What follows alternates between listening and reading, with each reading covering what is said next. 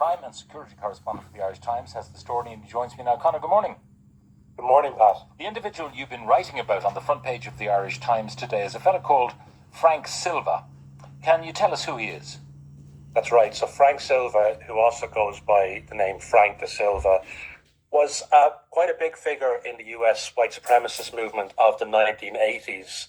He came into the movement through membership of the Ku Klux Klan, which many people will be familiar with. He rose up the ranks of that, becoming, and they have a bizarre, obviously, names for all their ranks, but became the Grand Dragon of the LA chapter of the Klan, which is one of the most senior positions. And he, more worrying, if it's possible, he became involved in a crowd called the Order. Now, the Order were explicitly white supremacist, violent neo-Nazi group focused on raising money for basically a race war. So they committed a string of violent offences across the US, including armed robberies, murdering policemen, murdering a well-known Jewish talk show host in the 1980s. They were infiltrated by the FBI and FBI informants. There was a gun battle and its members were arrested, and Silva was one of the founding members and one of the people arrested. He got a 40-year sentence, of which he served about 13 years and was released in 1998. How did he get away with such a short sentence out of the 40? It's a good question. So he was imprisoned in the Californian legal system. I don't have the details of his parole, but I do know that a lot of sentences were commuted in California in the 80s and across the states, because they brought in this 3 strikes rule, which caused prison numbers to explode. Basically, if you commit 3 offences, even if they're minor, you get a very long sentence. That caused prison numbers to explode, meaning they had to release a lot of their longer serving prisoners just to make room. So if I had to guess, I'd imagine it's related to that. Now, do we know anything of his activities since his release? He has become a prolific author, including writing histories of this group, the Order, and writing lots of other books, ostensibly about Western civilization, but they're basically just vehicles for his racist kind of white supremacist views. He's written several books of pretty terrible poetry, and he hosts, he's a very keen social media user and hosts weekly or sometimes daily podcasts where he espouses these views. Now, his involvement in Ireland, I mean, he's not on the territory, is he? He's not in the jurisdiction.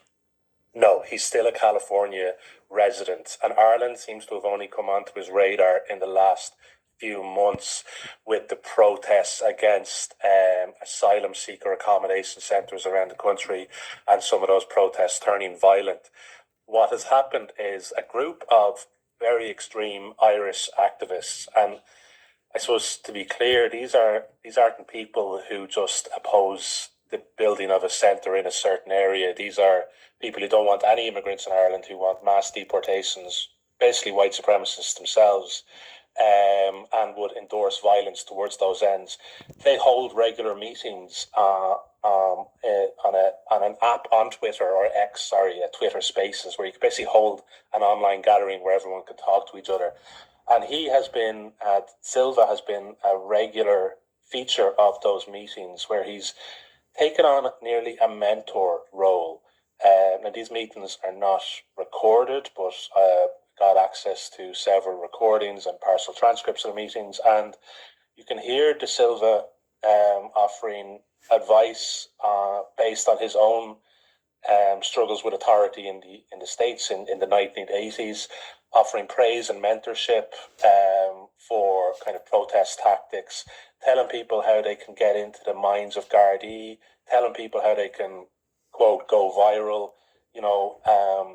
One piece of advice was, if you're going to confront a Garda, you need 4 or 5 other guys with you. Otherwise, obviously, you're going to be overpowered. So he's, I wouldn't say a father figure, but kind of a senior figure and source of advice for these people. And who is his audience? Do we know what their identity is? So other people in the chat, and the chat is quite international. So you've a lot other US and Canadian kind of white supremacist activists a couple from continental Europe, Germany especially, and a couple from the UK, and then the rest of them being Irish. One of the organisers and main speakers, and these meetings can get up to maybe 100 people, but they'd be dominated by just a handful of speakers. One of those people who tend to dominate the meeting is a guy called Stephen Butler. He's a 26-year-old, originally from Waterford, a young man with very, very extreme views, describes himself as a bit of a national socialist who despises Jewish people and would advocate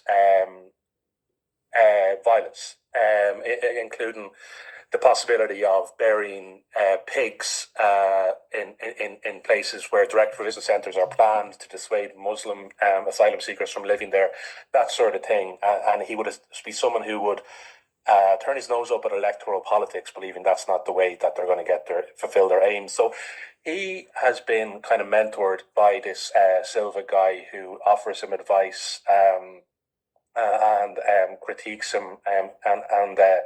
I suppose the other thing to note about Butler is he is a convicted killer. He was convicted of manslaughter but acquitted of the murder of his father several years ago and got a 4-year sentence, but only served maybe slightly over half than that before being released. And he's been active in the protests outside of a site earmarked for Ukrainian refugees in Clonmel in recent months. So if you're able to get access to the transcripts and possibly even get online and listen to these people in action, presumably the Gardaí have been monitoring this too. So the Gardaí are oftentimes playing catch up with this type of thing. They do have a unit which is responsible for kind of monitoring extremism, including monitoring extremism online. The problem is there's a lot of it. They have to know where to go, and they've limited resources. So it's very possible, Gardaí have someone listening in on this stuff, but it's also very possible that they don't. They wouldn't comment when I asked, for obvious kind of security reasons. There's just so much of it out there that it's almost impossible without a massive increase in resources to monitor it. Conor, it's a fascinating story, rather frightening story, I suppose, on the front page of today's Irish Times. Conor Gallagher, crime and security correspondent for that paper. Conor, thank you very much for joining us.